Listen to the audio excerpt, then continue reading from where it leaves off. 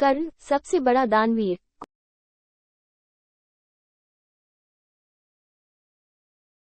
कुंती सूर्यपुत्र कर्ण को महाभारत का एक महत्वपूर्ण योद्धा माना जाता है। कर्ण के धर्मपिता तो पांडु थे, लेकिन पालक पिता अधीर्थ और पालक माता राधा थी।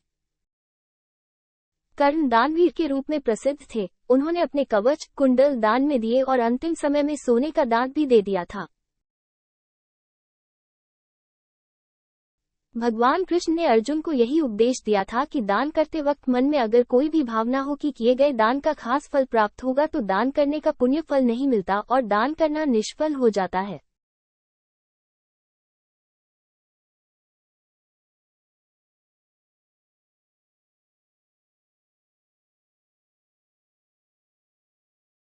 भगवान कृष्ण ने भी कर्ण को सबसे बड़ा दानी माना है।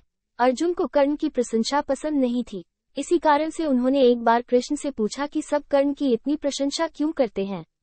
कृष्ण ने 2 पर्वतों को सोने में बदल दिया और कहा कि इस सोने को गांव वालों में बांट दो। अर्जुन ने सारे गांव वालों को बुलाया और पर्वत काट काट कर देने लगे और कुछ समय बाद थक कर बैठ गए। तब कृष्ण ने कर्ण को बुलाया और सोने को बांटने के लिए कहा तो कर्ण ने बिना कुछ सोचे समझे गांव वालों को कह दिया कि ये सारा सोना गांव वालों का है और वे इसे आपस में बांट ले। तब कृष्ण ने समझाया कि कर्ण दान करने से पहले अपने हित के बारे में नहीं सोचता। इसी बात के कारण उन्हें सबसे बड़ा दानवीर कहा जाता है। अपनी दानवीरता का असली परिचय उन्होंने अपने कवच और कुंडल दान करते वक्त दिया।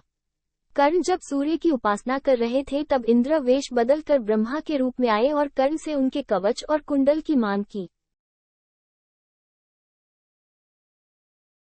सूर्य ने कर्ण को कवच और कुंडल देने से मना किया था, पर कर्ण किसी को निराश नहीं करते थे, इसलिए उन्होंने अपना कवच और कुंडल का दान कर दिया।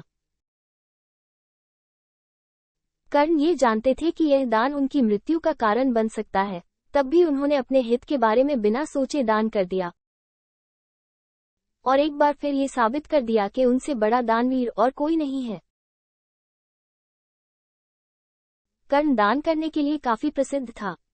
कर्ण जब युद्ध क्षेत्र में आखिरी सांस ले रहा था तो भगवान कृष्ण ने उसकी दानशीलता की परीक्षा लेनी चाहिए।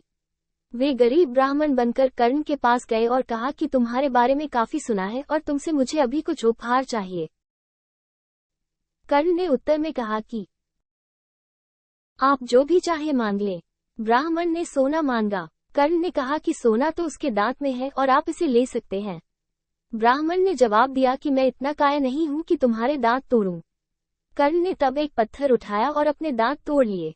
ब्राह्मण ने इसे भी लेने से इनकार करते हुए कहा कि खून से सना हुआ ये सोना वो नहीं ले सकता। कर्ण ने इसके बाद एक बाण उठाया और आसमान की तरफ चलाया।